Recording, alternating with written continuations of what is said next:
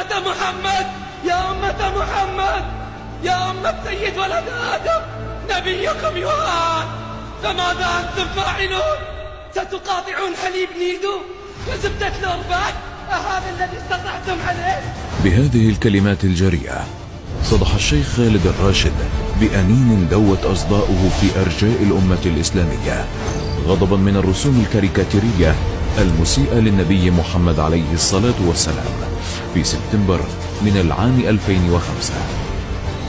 بهذه الكلمات أفرغ الشيخ خالد الراشد جم غضبه على حكام الأمة الصامتين في المملكة وخارجها، منتقدا ما سماه التهاون في الرد على من أساء للإسلام، فكانت تلك الخطبة آخر عهد متابعيه ومحبيه به، إذ تم اعتقاله في حينها والحكم عليه بالسجن 15 عاما بتهمة التطاول